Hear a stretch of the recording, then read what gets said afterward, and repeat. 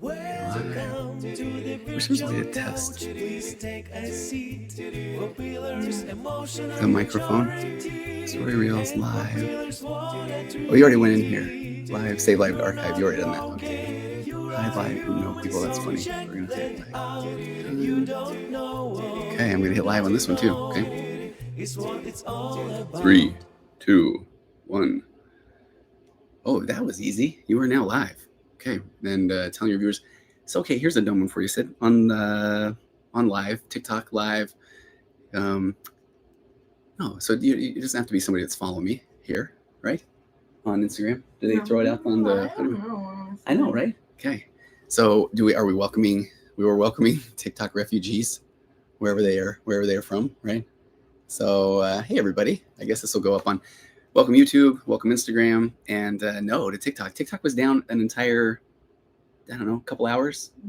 Okay, but were you saying though that you were ready for it to be gone, or were you preparing for it to be gone forever? I had mourned it, yeah. You have already mourned it. Okay, maybe there's a topic tonight: grief and loss of our beloved TikTok, although it is back.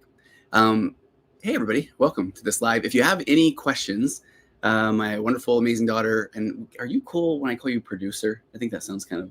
Sounds great. It does sound great, right? So my producer Sydney is just off camera, and she will answer questions as well. But you can put your Josh, what's up with you? We can get your questions in here, and then we have a lot of questions left over from last week's TikTok Live for those who are new with us on Instagram or on YouTube. We try to do this once a week, and if we don't get to your questions tonight, Sydney will keep track of them, and then we'll jump on them tonight, and then you should be able to find the replays in the coming days. So dumbest thing in the world, because I know that at the beginning I like to we'll kill a little bit of time while we're waiting for people to join, although I'm grateful for the people that are here early. If you are the people that are here on the live early, I don't know if you were the ones that would show up to class early and then the professor would wait before they would actually start sharing things, and you felt kind of gypped. So I'm doing that a little bit, but I don't think I'm getting a cold again. I was sick back-to-back times. But tonight I used a Neti pot. Do you know what that is? No. Have you ever used one? Or no, you don't know what it is? Yeah. You don't, yeah. Do you know what it is? No. Have you used one? Yes, I use them often. And this is not trying to just say, hey, like cheesy call-in radio, hey everybody, anybody tried a Neti pot before that's listening in? But I never had. So what it is, Sid, it's one of those things where I wanted to clean my nasal passages. What an amazing thing to talk about on a live Q&A.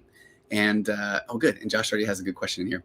But you fill this little pot thing with hot water and salt, nasal salt, and then you dip over. You did that? I did that. Ew. I did. No, it wasn't an ooh. It was like an incredible thing. But why? Okay, why is your immediate thought ooh? Because doesn't snot come water falling out of the other side? Oh yeah, and that is like one of the greatest things ever. But I mean, it was kind of a trip at first though. But yeah, you put at first I thought, how is this thing gonna work? And you got it warm, and then you tilt your head and you press this little valve. And then it starts heading up one nostril. And then I just think, I have no idea where the little canal is over the top. Like what's going to happen? You feel like you did something wrong for about 2 seconds. And then all of a sudden it just starts dripping out of the other side. And then it is the most glorious feeling in the world. It was. I highly recommend this. It's a great way to get people to join. Exactly. So, but it was nice. Okay, here's how I can tie it. Here's how I can tie it. Trip to the bathroom before this? That's coming next. But no, here's the therapeutic principle there, Sydney. I embraced the discomfort because I really wanted my nasal passages clear for the live. And I have had a client or two that has actually become addicted to nasal spray. And so I thought about doing a little nasal spray, but I thought my theme of 2025, a little bit of embracing discomfort or the fear of the unknown or uncertainty. So full Neti pot, I will do that again. I highly recommend it. But I don't think you should share Neti pots though. No, or at least clean the nasal thing right away. So, all right, I want to get right to one of the questions that was left over. And I think it was Josh actually from TikTok last week. Yeah. And I'm thinking, Josh, who was asking the question here, where are you the same Josh from last week? Oh yeah, he says I'm the nice one. Okay. Or well, that was in the question, but I don't know if you are the same one that was asked the questions last week, because if so, keep those questions coming. Loved your energy. So the question that we had left over was what, Sid? How do I break down the gaslighting wall my mom has? Okay, how do I break down the gaslighting wall that my mom has? And I think this is a really good question because there's a few different things. First of all, just real in general, gaslighting, a psychological manipulation tactic, and it causes you to question your own reality, your own thoughts. And so I know gaslighting was the word of the year, the psychology word of the year a couple of years ago, because it is being thrown around a lot. But And there's different forms of gaslighting. There is a version of gaslighting where you're not doing it in a nefarious or mean way. But we're talking about now, I'm sure Josh is talking about his mom is doing this in probably a pretty negative or manipulative way. I just filibustered so much there. The question again, line? How do I break down the gaslighting wall that Okay. my mom has? Okay, so do you want to play the role of Josh? No. Thank you.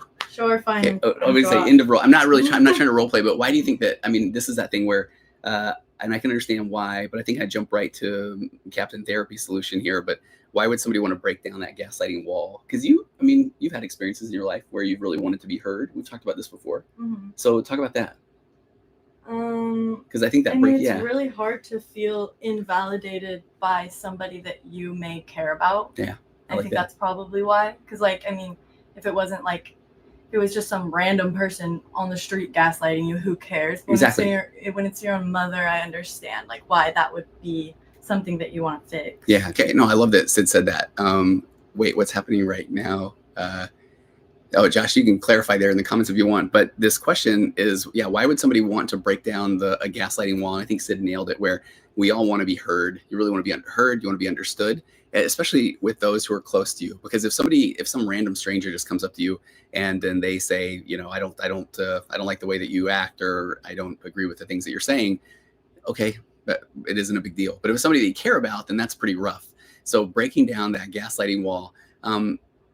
We all want to be heard. To be heard is to be healed. And so one of the first things that I think you can do when somebody is actively gaslighting you is to do a little bit of a self-reflection. So I'm trying to think of a good example. And if anybody has one, they can throw them in the comments there as well.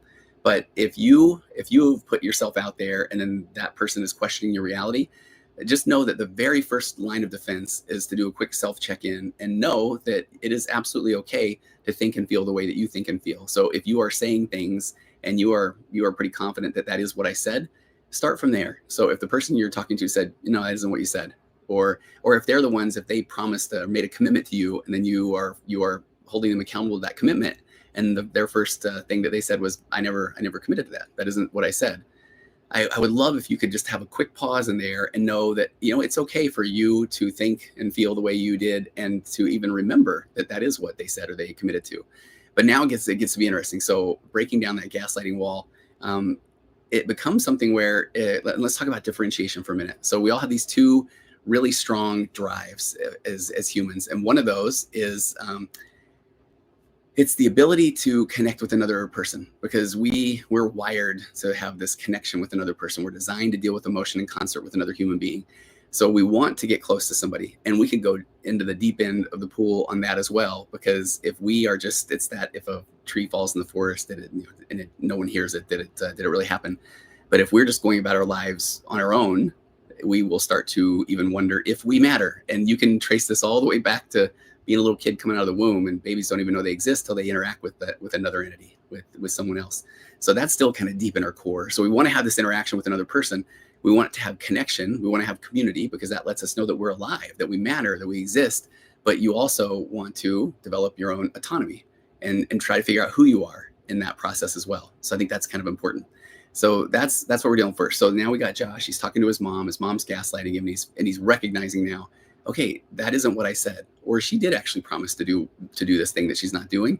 There's your first thing, is just to know that is okay for me to think that, and I can even be confident that this is what I said, or that's what she had committed to. The next big point becomes, though, is how important is it for her to understand? How much do you need her to understand versus you now understand? So we want to make an attempt at a connection, but then if that other person just absolutely refuses to take a look at themselves and say, okay, did I say that? Or is there a chance that I forgot that I committed to you to do something? If they're completely unwilling to do that, then it can be like talking to a wall at that point. And literally why we talk about this concept of stonewalling. So what do you do? Have you ever been frustrated, Sid, when you're trying to get your point across to somebody and they are denying it completely? Yeah. And what do you do? How do you handle it? You can talk about an immature way or a mature way. Raise my voice. Yeah. And just keep saying the same thing over and over again, waiting for something to change. Yes. I really like this. So Sid's talking, if you hear Sid saying, this is where we go into our own immaturity. So we will say things like, oh, really? You don't think you said that? Or you did say that, or we'll slow it down, or we'll, just keep saying the same thing over and over. And it is kind of fascinating, because that's our own immaturity of just thinking, okay, if I just continually say this, then maybe that person will finally realize or understand. Because sometimes people do. Sometimes people say, you know what, you're right. I did say that. But if you desperately need to be heard, then now at some point we have to drop this desire for validation, that I need them to acknowledge that that's what they said. But I'm saying it because it's the right thing to say. And that can be really difficult because you have to let go of the outcome. You have to let go of whether or not they're gonna take ownership of what they did. But you can, over time, walk away from a situation like that knowing that you didn't betray yourself. And I think that's a big thing too. Knowing that you said the right thing because it was the right thing to say, not so that this other person finally understood. Would it be great for them to understand? Absolutely. But if they don't, that doesn't mean that you necessarily have done anything wrong. Okay, what are other questions we have? Or in you playing the role of Josh, you can ask follow-ups too, Sid. I have comments. Okay. I just think it's really, in that situation, it's just really important to like trust yourself, and like you said, not have an attachment to the outcome. And if they never admit to what they did, like that, I mean, that's just like a message to you that like maybe they're not very mature, and maybe it's not somebody that you should like. You shouldn't strive for their validation or their understanding, honestly, at that point. Like if someone is like so emotionally immature that like they can't face that and they can't like self-reflect, then don't put your energy into that, because that's just a waste of your time. It really is. And I like that. But how hard is it? You and I have talked a lot about the outcome independent, letting go of the outcome. And I think that's a tough one. But once you recognize that it's okay for you to have your own thoughts and feelings and opinions, and that other person, while you would love it if they would understand, if they would be more curious, if they would take ownership, that's actually a them thing. So then if they don't, that's hard. And again, you can express that you would love for them to be more curious or to understand, but ultimately they kind of have to go on that journey. So and like once you get rid of like caring about the outcome, like you take back control of your own life in a sense. Because it's like the day does not depend on how someone else reacts to you anymore, like, which for me it constantly used to.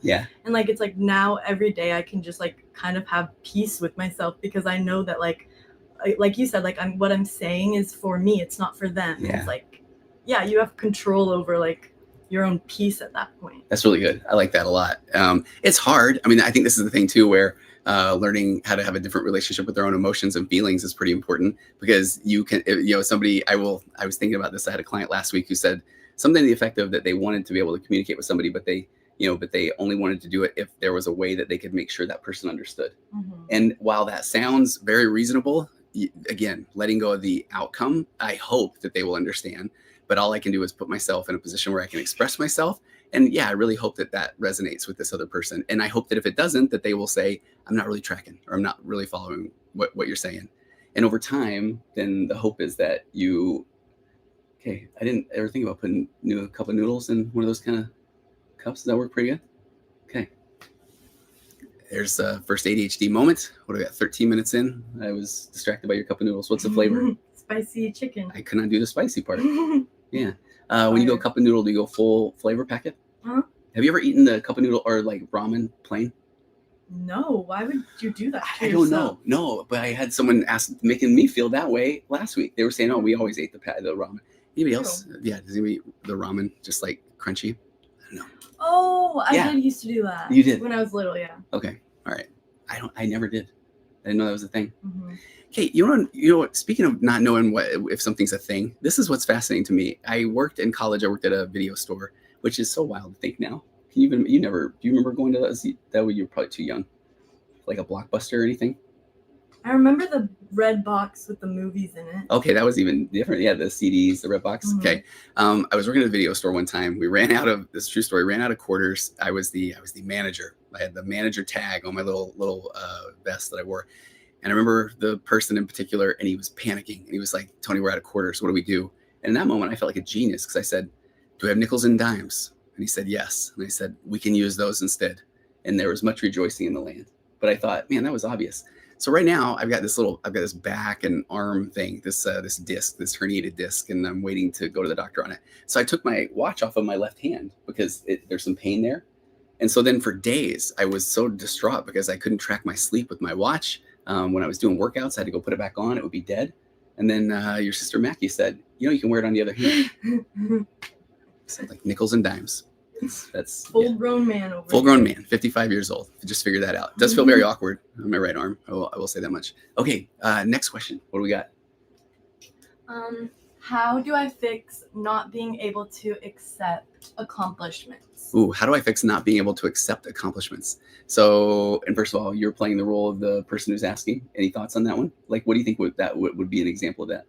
Not being able to accept. I used to feel, I don't know if this relates, but when I was more like insecure, I wasn't able to accept compliments. That's so right. I wonder if that's something around what you're about to go off on. So I wasn't, but I wondered if it was that. But when somebody's talking about accomplishments, my first go-to is this concept of socially compliant goals, or is the accomplishment, is their lack of an accomplishment, we'll put it that way. I think that was the way the question was framed. Is it because they are trying to accomplish something that they really don't find very important in their life? So have there been things that, well, okay, let's talk about your extent of junior college. Or lack of. I mean, you were enrolled, right? I think so. Okay, I think so. Okay. Yeah, you were. Yeah. But I think that's one of those good examples of where if somebody might get frustrated because they didn't accomplish, let's say they didn't get their associate's degree and they were going to junior college, but they had no interest in going to college. So then all of a sudden that becomes, it's a socially compliant goal. So they're doing it because they think that's the right thing to do. But then if you're trying to accomplish something that really is not something that you care to accomplish, then your motivation to do so is going to be pretty weak and ineffective, because it just really isn't what you want to do. And I'm finding, okay, here's why I want you to represent everybody under the age of, I don't know, do you want to go like under the age of 30? You represent everybody? Mm-hmm. Okay. Back when I was a kid, Sid, and I see some people on here that like Sean Collier, one of my old friends, is on here too, same age. So when we were kids, I feel like I could say the thing like television was called books, and I could say a bunch of funny things like that. But there was no internet. There were cars, things like that. But when you went to college, you just took classes that you were told these are the classes that you take. And then you would say, well, why do I have to take meteorology, which I had to take twice? No lie there, because I didn't pass the first time. But why did I have to take it? Well, because that's what you take. And you go to college and you take these classes. But now that the world is your oyster, the internet has everything. There are online courses and classes for everything, and YouTube. And I just think it's really difficult to try to encourage somebody to take a class or a course on something they have absolutely no interest in. Mm-hmm. And so I think often that is one of these socially compliant goals. So somebody can sit back that's my age and say, well, sometimes you just have to do things you don't want to do. But what do you say to that? Don't do it. Okay. I was going to say, I have people in my office often say, well, why? Life for other people. Oh, look at that. Okay. Yeah. See, yeah. Okay, Josh, it's hard not to care about the outcome when it comes to people close to you, like family or best friends. And I'm glad you put it that way, because this is where we still just have this inherent need for validation and it makes sense, because how do we develop as people? We're interacting with our parents, our primary caregivers, our friends, and we're trying to do things that will get them to like us. I mean, that's normal. It's part of the human experience. But the theory there is that when we get older, and especially when we get in relationships, that we are still kind of trying to show the very best of each other in the relationship, and we hide the part of us that is insecure, or the part of us that, maybe if somebody says, I don't even want to go to college, but they're afraid that if they say that to their partner, that their partner is going to think, oh my gosh, you lack ambition and drive, I will now run away. So then if their partner's like, you're interested in college, right? Then maybe they're saying, oh yeah, boy, I can't wait. Not even sure what I'm going to study yet, but I can't even wait to try to figure that out. But deep inside, they're thinking, I don't really want to go to college, but I don't want to share that with this person that I care about, because if so, they will be disappointed. And if they're disappointed, they will leave me. So part of our whole maturing process is learning how to be okay with our own thoughts, our own hopes, our own dreams. And that's scary, because when we put that out there, let's say that this person says, I don't really feel like going to college. If somebody else says, man, I don't think that's a good idea, or I'm really disappointed in you, then what do?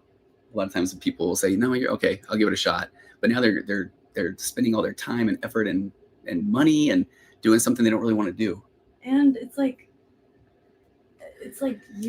if you continue to like live for other people, like because you're scared that they're gonna leave you, you'll lose yourself completely. Yeah. Like you will leave yourself. Yeah. And it's like, I feel like that's kind of where like self-love is really important, because like overall, like the most important person is you know, and like you don't want to ever lose yourself for somebody else, because then you will just be I don't know.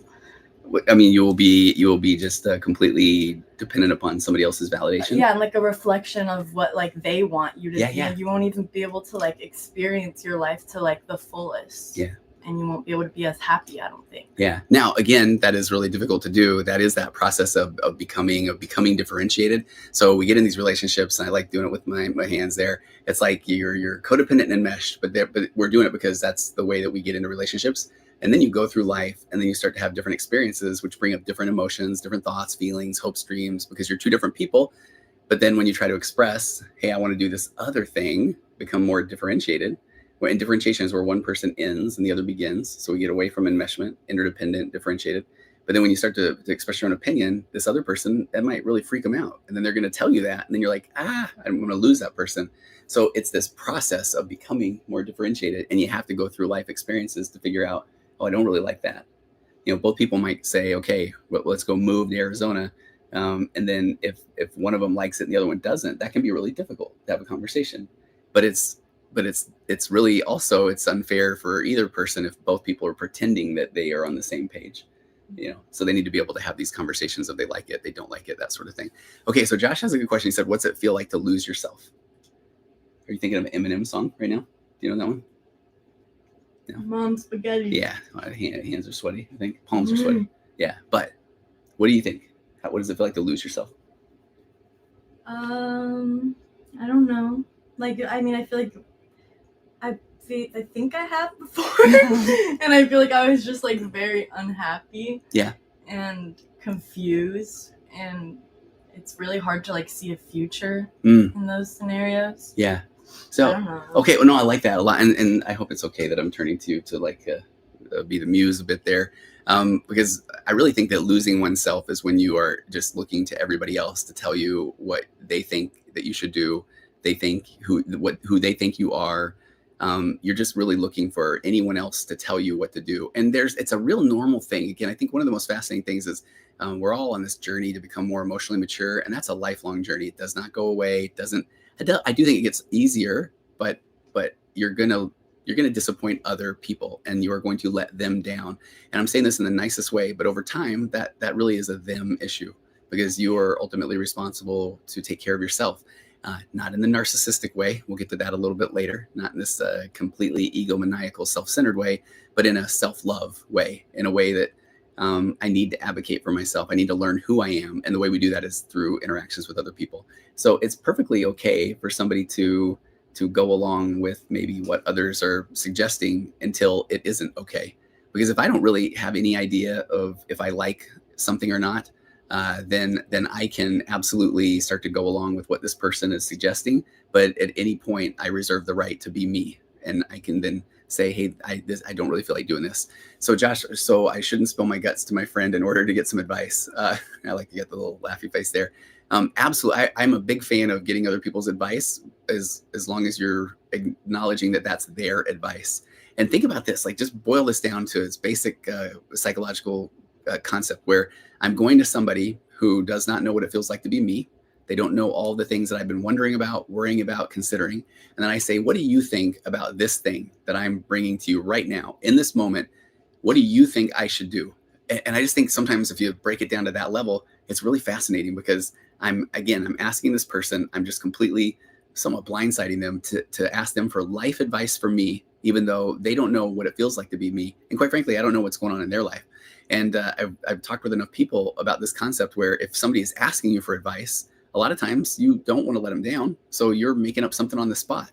So somebody might even say, man, do you think that I should go back to school to become, I don't know, a vet tech, a veterinarian type? This was a true story a while ago. And then this person was asking everybody their opinion. But now all of a sudden you've got these people's opinions that they're saying, yeah, I don't know if I would. I'm kind of afraid of big dogs. So then the person that's asking is like, oh, okay. I mean, I'm not afraid of big dogs, but you don't seem to think it's a good idea for me. And just look at it that way, versus I can ask somebody for their advice. Hey, what do you think about becoming a vet tech? And hopefully that person is going to say something like, I don't even know what one is. Or if they're saying, oh, I had a friend who really enjoyed it. Or, if I'm just looking for someone's opinion, I think that's a really strong way to look at it. If I want their advice, I need to just recognize it's their advice about my life and my situation. So it's another thing to interact with. I love this concept of a muse. I can ask somebody for their advice, then they can give it to me, and I can say, Oh yeah, actually that doesn't really resonate with me. But thank you though. Are you tracking with me on that one? Because because that's just something I think is really interesting, because this is where and unfortunately I think I'm guilty of this as a parent. Now I am going to be looking for your validation, but when you are a parent, it feels so good to try to like solve your kids' problems. So if they're saying, "Do you think that I should do this?" I'm like, "Hey, bud, you can do anything you want to do." That sounds like a really cool parent, right? But what if the kid then is thinking, "But I don't really want to do it, but now I need to do it because I don't want to let my parent down." And or if one of you guys were coming to us and saying, "Hey, I'm afraid, I'm scared, like I'm scared to," let's just say, I don't know, give a talk or something like that. And if I'm saying, "Hey, you are really good at doing that. What did I just do is I didn't even ask you, why are you scared?" You know, because you might even say, I don't know. I think about this. I gave an example a while ago about someone that, you know, it's like a church talk or something. And the wife was going to the husband and saying, "Hey, I don't really feel good about this talk," or "I don't feel like I can do this talk." And the husband's like, you know, "Hey, you can do," he did the whole, "You can do anything you put your mind to." He also said the stuff about like, "And you know what, you really need to step into this discomfort and whatever." And then she just said, "No, we're going to be out of town," you know? And I just thought that was kind of funny. So she felt completely dismissed. So, where was I going with that? Oh, so, and Josh, are you also live on TikTok? Not tonight, my friend. It's still not back yet. I mean, TikTok is back, but they aren't allowing us to go live. So that's why we're here on these other platforms. We want to keep the every Sunday night live Q&A streak going. But when you're a parent, one of the best things that you can do, a little too late for me now, but it's when a kid is going through something, acknowledging their feelings. So you're allowing them to feel. I think about this. I shared this on a podcast a few weeks ago, but if a kid skins their knee on the playground, as a parent, you immediately want them to feel better. "Hey, it's okay. It's not that bad. You know, you're going to be okay. Don't cry." Like, and saying all those things. But what we're telling the kid is, "Hey, stuff your emotions. Like, and what you're thinking and feeling isn't necessarily true. And let me tell you how you're supposed to act in this situation." So fast forward about 10 or 15 years, and now the person's walking around saying, "Hey, how do you think I should feel about this? Or what do you think I should do for a major in college?" So I know that's a pretty dramatic jump there, but I think that it starts from being able to let a kid validate. They can feel feelings and they can think things. And your job as the parent is to say, "Tell me more. Tell me about that. What is that like?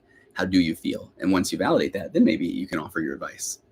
So I think that's yeah. So I think that was the answer to show. So I shouldn't spill my guts, my friend. If you want to spill your guts, sometimes I think it's important to just say, that's a funny phrase if you think about it. Spill your guts. Okay, true. Cover your ears, everybody. But I was talking to one of my surgeon clients a few weeks ago, and I just happened to ask him that, you know, for certain surgeries, maybe this is not, do they have to put the guts like over somewhere? I am eating. I know you are eating, and you're eating like noodles. Bro. Okay. But anyway. I like that advice. I like where you talked about like asking questions. Yeah. When someone's asking you for advice, I'm gonna take that and use that, because like you said, you are the only person that truly knows yourself, and like when you ask someone else for advice, they're only looking at it through their own life and like their own perspective. Yeah. But I think that that's really smart. I like that. Is that what you do in therapy? Yeah. You just ask a bunch of questions. Yeah. People think that therapy is like this job where you just tell people what to do or think. Yeah. That's a bad therapist. That's a therapist that's making it a them thing. I want them to think I'm the most amazing therapist, or I want them to someday come to me and say, "I'm so grateful you told me to do this thing." Mm-hmm. But man, no, as a therapist, I mean, they're saying, I love it when they'll say, "Hey, what do you think I should do?" And I'll say, "Well, as a 55-year-old man, here's what I think about this thing that I've never thought about." Can't just rip the microphone off the stand, Sid. Not like in an Incredible Hulk kind of way. Let me see here. It just wasn't really tight. I went to adjust it. Oh yeah, see if you can you? Okay, I'll hold it right now. Okay, yeah. So anyway, okay, now this is okay. ADD moment number 2. Completely distracted. Can Cindy fix the microphone stand? It must have just been on there very flimsy. But the curiosity, though, is really fascinating. Okay, now I wish I could turn the camera around and you can watch Sydney fix the mic stand. Do I have to twist the whole mic? I hope not. No, you can't, right? I think I might have to. Okay, wait. Okay, here we go. Spinning mic. Wait, I don't know which way it goes. Okay, I can hold it. Should I hold it? It's going to be very annoying for you. Technical difficulties. Can anybody juggle? Oh, I could twist this. Oh, there you go. Okay. Hey, that's another example of the nickels and dimes thing, right? Or you could stand there. I could try to move the room around. Oh, you could twist this. There we go. That's the way. Okay. Oh, if you guys could only have seen Sydney was right there. So maybe you missed your calling in like the audiovisual club or the theater technical department, right? No, Oh, it's there. Okay. Yeah. It is. I think. Yeah. Oh, I'm not gonna. I'll need a raise for that. That was not in my job description. I raise you. I do. Okay. Where were we? Okay. Next question. Or one more thing on curiosity though. That's if there could be the word of 2025, it would be curiosity.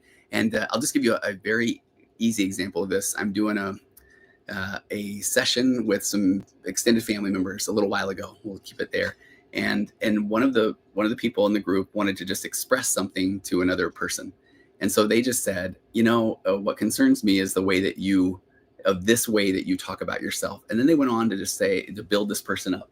Now that sounds amazing, but then when they stopped, and my job was to try to help them with their communication pattern, I just said to the person that just received all that amazing, wonderful feedback, do you really feel that way about yourself? And they said, no, I can understand why they would say that. So the first thing to do is let's just say that somebody in the family says, man, I really feel like I'm a bad big sister. And so then if the other person says, man, that really tears me up that you say you're a bad big sister. I think you're a great big sister. I think that you're one of the best big sisters ever. I know lots of other people have big sisters and they're not as good as you. And so the big sister was just kind of sitting there flat. So my recommendation after we let that go a little while was, well, how about you start by saying, why do you think that you're a bad big sister? I mean, and it just changes the dynamic. So that curiosity, I think, is so key. But often we don't want to hear that person's opinion because it might make us feel uncomfortable. So if I can just tell them they are an amazing big sister, now they will validate me. They will tell me, oh my gosh, you are an amazing person for telling me that. And our thought is that they will feel all of a sudden like this amazing big sister, problem solved. Now I get credit for fixing that. They feel better. Versus if I'm going to be curious, then I have to sit back and wait for all the yeah buts. Well, yeah, but why didn't you say this or do this? Oh, but in reality, even if it's true, you're kind of in a way just like invalidating their experience. So it's like, how are they even supposed to continue the conversation after That's exactly that? It's like, oh, well, okay. Yeah. Like, So, I guess I'm wrong about me feeling the way that I feel. Yeah, And that's exactly it. Yeah.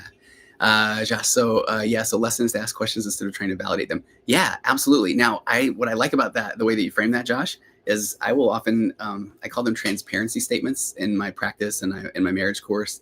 And so transparency statement might be, okay, this is difficult. I just want to validate you because to me, you're an amazing big sister, but that's a me issue. That's how I feel. So yeah, tell me why you don't think that you're a good big sister, which is really funny too, because in this scenario, it's a younger brother. So he is technically not even literally never been a big sister before. So how on earth, so the job would be to be curious. Tell me why you think you're a bad big sister. Tell me what the role of a big sister looks like to you. Tell me the experiences where you have felt like that you have been bad. Have there been times where you felt like a good big sister? Tell me more, because so often we just want to jump right to the solutions, and we really deep inside we want to be heard. We want to be understood. I think that's the ultimate goal. Okay, what's the next question? How does a partner support their BPD partner? He refuses to acknowledge the hurt he causes. Okay. And then it says, rather make amends when it happens. I don't really know how. I do. I can understand that. So this question, and these are from last week's TikTok Live. And so if you're just joining us on YouTube or on Instagram, TikTok is back, but the live component is no longer there. But we try to do this every Sunday night. We do questions and answers. And so we have a backlog of them, but please submit yours. And you're welcome to submit your question if you don't want to do that here to do that. Josh says it's hard to hear you. I'll talk louder. Okay. We're trying to get her back on camera, Josh. So thank you for that feedback. But you can email me at contact@tonyoverbay.com. You can go to my website, tonyoverbay.com, and submit your question through the contact form. And then we'll answer them here. And then we will put these lives up usually a day or two after, right? So can you repeat the question? That helps me editing anyways. Oh, yeah. Okay. So the question is, how does a partner support their BPD partner? How does a partner support their BPD partner? Oh, my friend Kurt Frankham just joined. He refuses to acknowledge the hurt he causes. He refuses to acknowledge the hurt he caused. And I remember we just started to talk a little bit about this when we ran out of time last week on the TikTok Live, because the BPD people in the comments were wondering if it was bipolar or if it was borderline personality disorder. And BPD is typically for borderline personality disorder, because then I think I went to town on talking about the personality, the cluster of personality disorders that's borderline, narcissistic, histrionic, antisocial. And so just knowing that borderline personality disorder is a tough one because it's in that same category of personality disorders. Okay, Kurt. Antisocial is a personality disorder? Yeah, well, there's an antisocial personality disorder. Oh, yeah, I didn't but in the realm of borderline, just there's a book that a lot of therapists will have. I usually will have one on my bookshelf, and it's called "I Hate You, Don't Leave Me." And so so you can see almost where it could look like what people believe bipolar is. But borderline is an intense, it's really based again on that similar insecurity. And so when the person, that's the way that they know how to love is basically through control. So I'm not saying that is expressed as love, but when I go back to you can have love or control in an adult relationship, not both. Anyone in the personality disorder realm is typically trying to control someone because that's the only way that they feel like that person will love them if they just wrap them up tight and won't let them go. So that's the part where when the person that is emotionally immature, borderline, narcissistic, if you have a different opinion than theirs, now all of a sudden they think that you are telling them that they are wrong and you are right. It's back to that all or nothing, black or white thinking. And then if they think that you are right and that they are wrong, you are going to leave them. So that's where the things like gaslighting those are childhood defense mechanisms because of this deep fear of abandonment. So that person has to immediately correct you and tell you you're wrong. And then they need to take that one-up position because that's the only way that they believe that you will stay with them. They're so afraid. Is that nature or nurture? Like, are you born with that, or is it? Yes, both. Nature and nurture. You know, we used to talk about that. It's called something. Yeah. What? Like what? I don't know. It's like sometimes like certain things will only show up if you're like in a certain place. Yeah, totally. We were talking about like your epigenetic profile. Oh, epigenetics. Yeah. So Sydney just asked, is and she goes back to is narcissism is borderline, emotionally immature, is it nature or nurture? And I just tried to be hilarious and said yes, because we are all, that's why I love going down this path of things like narcissistic or borderline personality disorder, a very small percentage of the population. It can be argued 3 to 5% depending on where you're looking for the data. But we are all emotionally immature until we're not, because we have these opportunities to become more emotionally mature in our interactions as we go throughout the world, go throughout life. Where was I going on that tangent? You just said nature versus nurture. Nature versus nurture. So we're gonna follow the patterns that we've been modeled by our parents. That's one of the things that we need to keep in mind. I'm doing a big episode that should come out tomorrow or the next day on attachment styles. There's some new data out that you can change your attachment style. But one of the best lines in there just talks about how you're bringing your attachment orientation or your attachment style into your relationship because of what you saw modeled in your childhood or the way that you interacted with your parents. And so that would be you got nature and nurture there. So, but then when we were talking about the epigenetic profile, or you may be genetically predisposed for anxiety or genetically predisposed for depression based on family history or patterns, or even the way that you saw your parents deal with things like really difficult things. But then all of a sudden, if you get a job, you live by the beach, you've got a super cool golden retriever, and you learn how to play Frisbee really well and play the bongos, and some plane drops a pile of money on you, and then the most cool person in the world walks into your life, and now you're in a relationship, then you may never unpack that genetic predisposition for anxiety or depression. And but then if you are living a more secluded life, more isolation, maybe your finances aren't in order, you're frustrated in your relationship, now here comes that you can unpack that anxiety or that depression. Okay, but we were talking though about, the question was about it was about how does a partner support their BPD partner? But wasn't there a part B to that? He refuses to acknowledge the hurt he causes, so I could see how it would be hard to support. Oh, totally. And because and so the question is about how do you support your BPD partner? We'll say any emotionally immature partner when they refuse to acknowledge the hurt that they've done. And can you? Do you think that you can? I don't even know if you should. I know, right? It said I don't even know if I think that you should. And I think that's a really good point. So I guess it would depend on what's this definition of support. We're going to go in a whole different direction here, and in a good direction based off of that, because if you're in that relationship with the person who's emotionally immature, so we'll say borderline, narcissistic, histrionic, oh my, you name it. But if you're in that relationship with that person, more than likely you've been trying to get that person to understand for a very long time. And one of the most unfortunate parts is that if that person is incredibly emotionally immature, then I will say this over and over again, there's nothing you will ever say or do that will cause them to have the aha moment or the epiphany. So when you're trying to support them, I think is what this question was saying, it's actually, you're probably betraying yourself, I would imagine, by just giving up or giving in or just trying to just agree to keep the peace. Did you see where that's going? Yeah, I mean, I think if anything, support them to go to therapy or support them to maybe find out if medication is right for them. Okay. That's fine.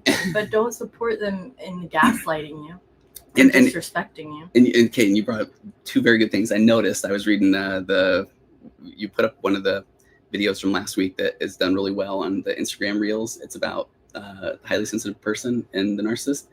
And I noticed one of the comments, I just saw this earlier today, where the person said, you tell the narcissist they need to go to therapy. Well, guess how often that works? Never. Not very often. Or maybe the person will do it fine so that they can go to your therapist and tell you that you're the problem. Because I've had plenty of those kind of sessions as well. I've been watching Married at First Sight. Okay, I go watch this is why I love junk TV. Yeah. And I think that this guy's either a narcissist or he's like extremely emotionally mature. And he, like, one of the experts told him he should go to therapy like by himself for his life. What did he say?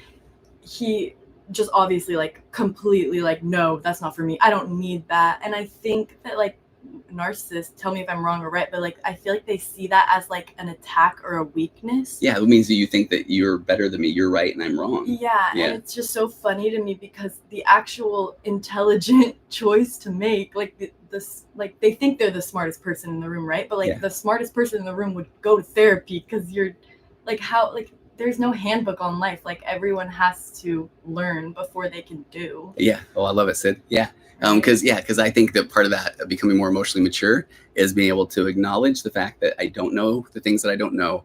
And of course, I'm going to have blind spots. And I think that is hard for some people to acknowledge because it goes back to that deep fear of abandonment, that if somebody finds out that I have blind spots or that I don't know everything, then they are going to leave me. So much of it, you can trace. It's almost like the 7 degrees of Kevin Bacon. You know that one? Mm-mm. You can take any famous person and go back and find movies that they've been in and trace them back to Kevin Bacon. Who's Kevin? Oh, you don't know who Kevin Bacon is? Footloose? No? Nope. Look him up. Okay, hang on. Footloose. Is that a song? Yeah, yes. Okay. Take off your shoes. You are taking off your shoes when you're getting footloose. That's a fair point. Tell me you don't know who Kevin Bacon is. Nope, and I was fine not. Okay, I'm a very old person. Anyway, my point was, I think that you can trace most things back to however many degrees back to abandonment, this fear of abandonment, that if somebody finds out who I am at my core, they will leave me. And we just desperately don't want to be alone.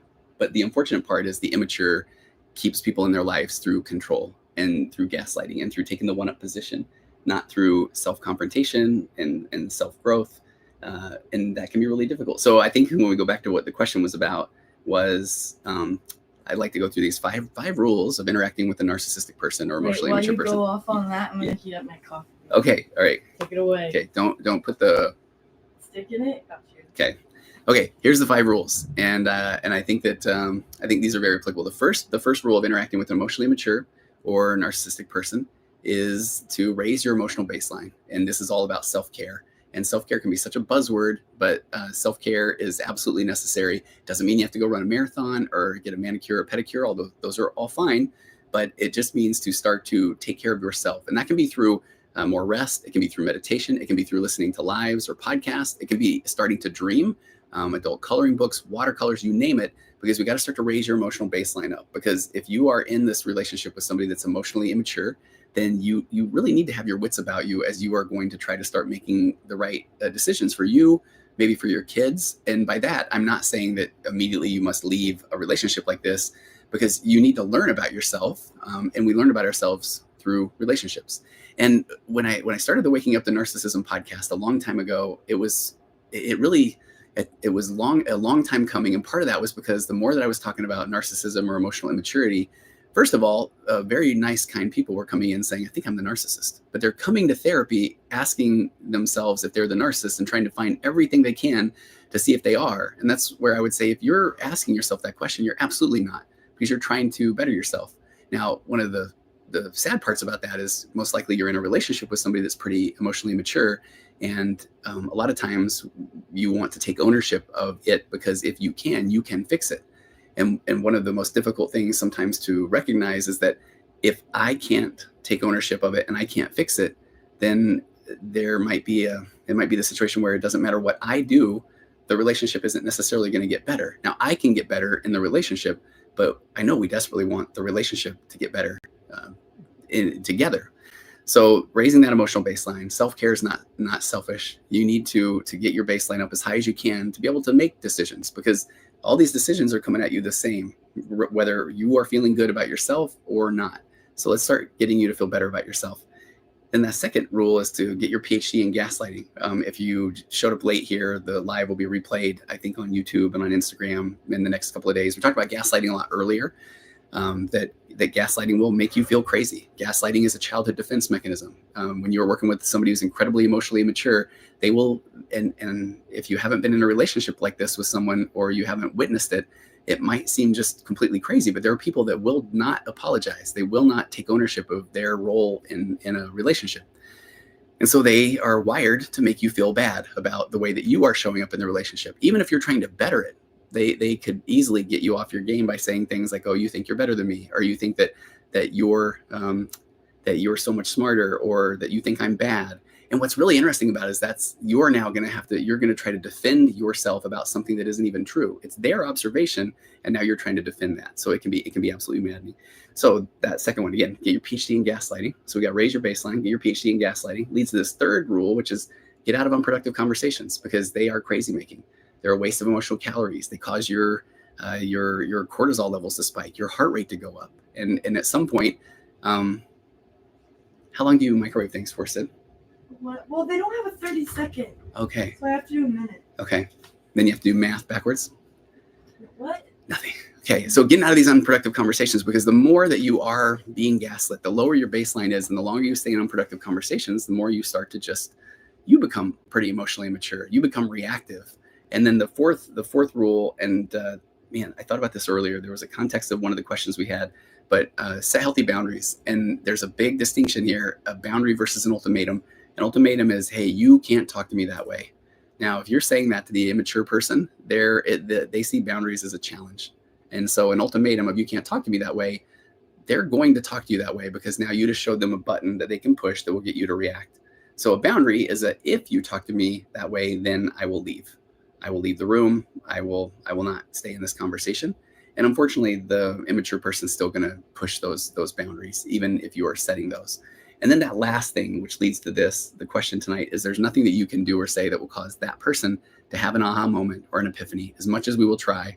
And I think that can become one of the most frustrating things for the person who's in the relationship with the person who's emotionally immature, is that you will continue to try, continue to bring things up, continue to suggest things because you want things to be better. But that person can easily just say, I don't want to, I don't think it'll work, that's not for me. And that can just be really frustrating. So at some point, I think our theme tonight has been, you can only do what you can do for you. And a lot of times it will become outcome independent, which can be frustrating, but you're doing the right thing for you. So you're not betraying yourself. Okay, other questions? No, I was looking at the Reddit narcissism stuff. Okay, I have a good Reddit one, Sid. Sure, yeah, no, well, you don't have to. No, we could do that. Yeah, let me see. I screenshot. Where did I put this? Oh, we got the phone going there. It's really good. Let me hit my photos. Okay, so it's a Reddit story, and it's one that is saying, I don't know, let me pull this up real quick. And then if you have other questions, feel free to throw those out here now. And we'll probably go another, oh, this went fast. Yeah, it went really fast. Another 5-10 minutes. We'll do that tonight. And we're back every Sunday night. That's when we do these things. They've been on TikTok live, but we're going to start doing them on all the platforms now. And you can find these on the Virtual Couch YouTube channel, or if you subscribe to the Virtual Couch podcast, then we'll do replays of these as well. Okay, let me pull up my photos because I took screenshots. And yeah, you can start, Sid, with this one. The person did a screenshot of, okay, I'm sure. He's not even in the photos yet. I know, I can't. Right okay, there. Where? The photos next to music in between photos. Oh my gosh. That was embarrassing. Yeah. Okay, here they are. Okay, wait. No. The person's did it. Okay, it's getting embarrassing now. Where? Okay. Okay, I've already passed them. It's the best. Oh, screenshots. Okay. All right. So, okay, now I'm just gonna start opening up random screenshots. Okay, there's the golf scorecard. I don't think that's it. I can just start talking. Okay, will you please? Oh, here it is. Here it is. Okay. I was about to start talking about something so stupid. Okay. All right. Okay. Am I overreacting? Have you ever been in that what do you call it? Reddit thread? That subreddit? Yeah. Okay. Am I overreacting? Okay. So this is a person who says, my boyfriend, 25, seems insecure about me going to see a therapist. So kind of like the theme that we're talking about. So she texts her boyfriend and says, I have an appointment with my new therapist tomorrow, so I'll be out 10 to 12-ish, depending on how long the appointment goes on for. Okay, does that sound fair? Mm-hmm. Right? So her boyfriend says, I told you, you don't need to see a therapist. Your thoughts already? Block him. Block him. And it goes back to earlier when we were talking about there's no questions there. Oh, tell me more about that, or tell me why. And this is why sometimes people will say, well, should I tell my spouse or my partner I'm going to see a therapist? Ideally, it would be nice, but if you don't feel like it is going to be met well, or you're gonna, I feel like if somebody is like super insecure and they maybe like deep down know that they're not a good boyfriend, but they don't want to do the work to change it, I could see them totally being against therapy because no, she's gonna realize that she's actually worth something and leave me. Okay, and you're so right, Sid, because it's funny, that's where sometimes then I will have someone reach out to me and then ask if they can do couples therapy. So let's just say that and I'm not working with this person, but let's say that this woman then starts going to me as a therapist. At some point, then she might. I've had this so many times where then I could imagine her saying, hey, my boyfriend thought it might be good if we do couples therapy. And I know, oh, he's worried about what you're telling me. He wants to control the wants situation. To control. Yeah. So it's kind of fascinating. So then she just said, so again, he said, I told you, you don't need to see a therapist. So there's no curiosity there. And I think you're right. He's worried now that she's going to be talking about him, which probably is. And then she said, yeah, I know, but I want some extra help with the issues I've been having. And here's the best. This is an actual screenshot of a text. He said, I took like 4 psych classes in college. I can help you. I don't know if you ever had that. Any of your friends take psych classes and they want to be your therapist? Okay. I get this one often. And again, bless their heart, and everybody is trying their best. But what I love is, I've been doing therapy for 20 years now. So you get a few reps in the chair. Like you start to really, and you live it. It's every day. You're reading about it. You're experiencing. You've just dealt with everything. He went to classes though. Right. That's 4 classes. So exactly. But I love when somebody are on the same plane. Well, somebody will come in to me and then they will say, I did take psych in college. So, I know a lot of what you're talking about. It's like, oh, okay. Do tell. She said, I'd rather just see a professional. And I know how to read the little things. IDK. I don't know. She said, I'd rather just see a professional. I don't know. I need to work some things out with myself and my family. And he said, I don't get why you can't just talk to me about it. I know you've been having issues, but I don't get why you need to let another guy hear about them instead of me. There we go. That's, a little jealous, I would imagine. How do you go about that? What do you say to that person? Because that is difficult. I would get mad. I feel like, do you hear yourself? Yeah. And what's really difficult here too is, Josh, what goes on in high school psychology class? Yeah, exactly. But what's really interesting about this is, and I've been thinking about this a lot the last, let's say couple of years, but this is this guy's default programming right now, his deep insecurity that he's so afraid that she's going to go talk to a therapist who's going to say, you need to leave your boyfriend. So I would love it if he was able to express that, man, I'm insecure. But then again, the fact that he's saying these things is he's not self-aware enough to know that that's an insecurity. And so when I get somebody coming into me, I really think about this often. Someone will come in and they say, okay, I need to work with my anxiety or my depression.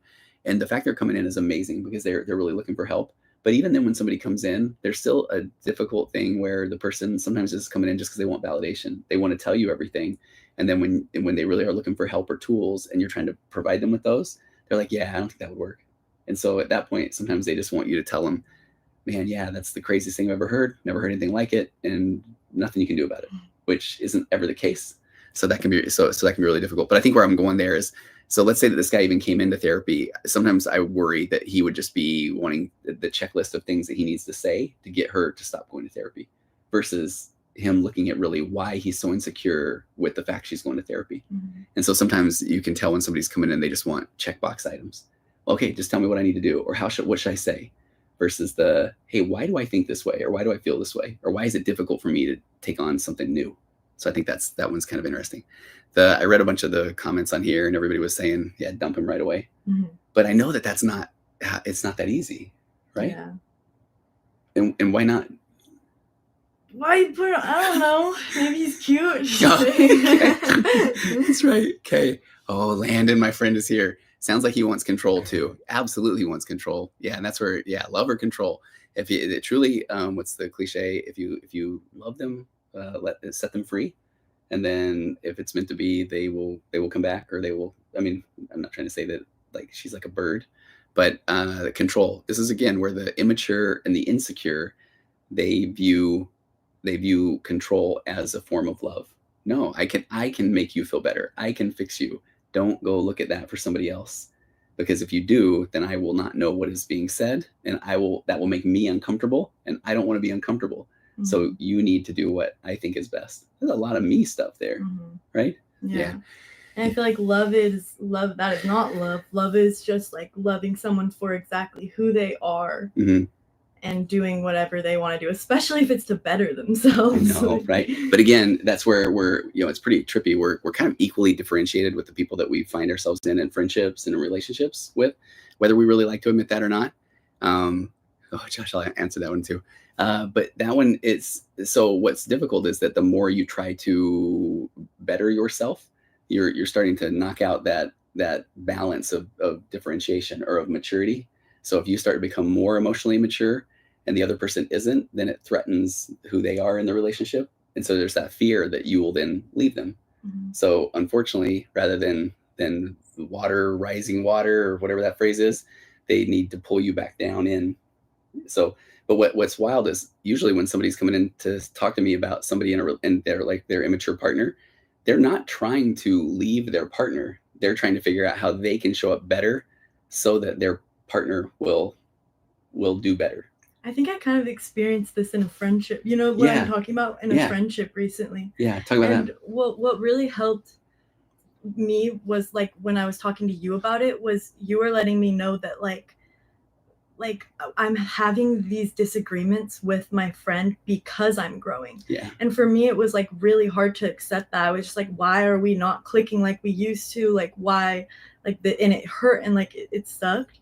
But when you said that, it really put it into perspective for me. It's like, I can't expect everyone to grow at the same pace as me. It literally, life does not work like that. No. So like one thing that will show you that you actually are making progress and you actually are growing is when you find yourself in these disagreements with people that you love, because like normally, like in my past, I would just take it.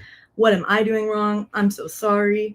But it's like when I started to actually like emotionally grow, it was like, it did cause like, I don't know if animosity is the right word, but in my friendships, because I'm not taking their BS anymore. And it's like, it's a hard thing. It's like a hard pill to swallow, but it's a really like amazing, powerful thing when you take control of that and you just like choose respect over yourself.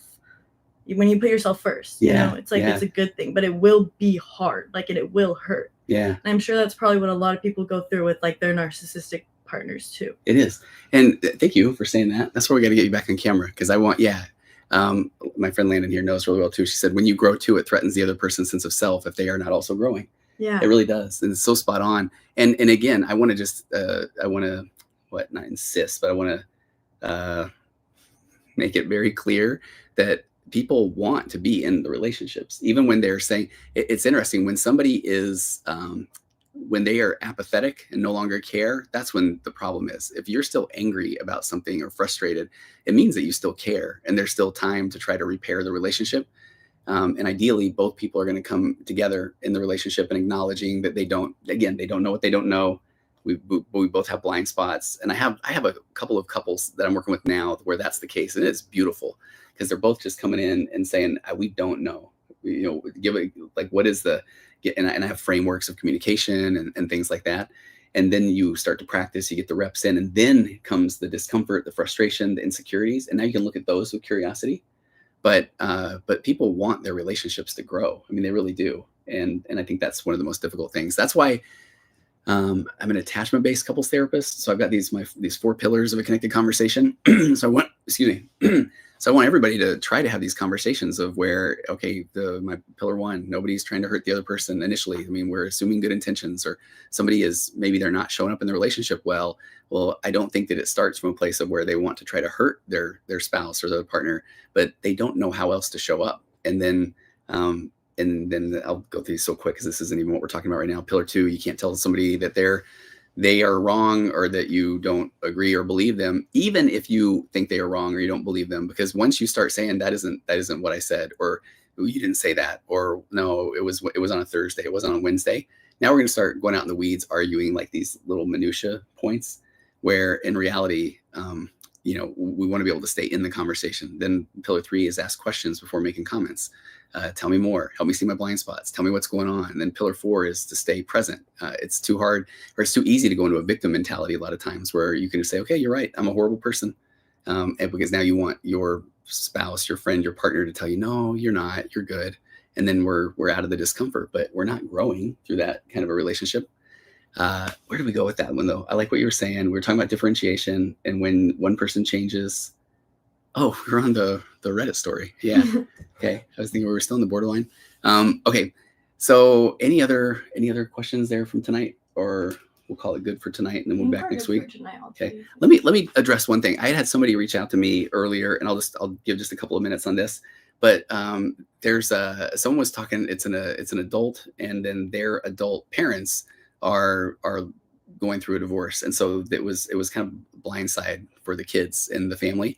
And I think that's a really difficult place to be as well, because I think so often, when people get to that point where they're going to divorce or separate, that has been, it's been in the making for quite a while, but people haven't known how to communicate that. And so a lot of times then the kids will be blindsided again, whether it's the teenagers, the adolescents, but it can be really difficult for the adult kids too, because they still feel like they're caught in the middle of that. And I think one of the most difficult things is where it's almost our nature to still make it about us. And I'm not saying in a negative way, but where it's like, oh man, if I would have done better, if I would have done better in school, if I would have gotten a job sooner, if I would have, not been as much of a financial drain or those sort of things, then maybe they would have gotten along better. But it's wild because we still want to make things about us, and as if we had the control over that situation. So that is definitely not the case. Like the parents are going through their own things, unfortunately. And so it isn't something that you had control over. And a lot of times when we talk about these, there's these stages of grief and loss. So Elizabeth Kubler-Ross. Now they're not really evidence-based, but they're a really nice model to work off of. And there's an acronym, DABDA: denial, anger, bargaining, depression, and acceptance. So when you're going through any kind of grief or loss, first there's the denial. No, that's not really happening. Then there's anger. Like, now I'm really frustrated. I'm really angry that this is happening. I wish I didn't have to. Like, you can go through grief and loss of a friendship or anything. But the third one, the reason I'm bringing this up, bargaining is a really wild one, because what bargaining is, let's say that even somebody that has recently passed away. A lot of times the bargaining is like, if only I would have reached out to them more, or if only we would have done things more, then maybe that wouldn't have happened. So we're still trying to bargain with the past, even at that point. But that bargaining is just, I think it's one of the most misunderstood areas of grief and loss, because we continually think that if we can do something now, we'll fix it, whatever it is, or had we done something different. And I don't want this to sound negative at all, but it's one of those things that is, I want to jokingly say it's adorable, but where we tend to think we have more control and more influence over others than we really do.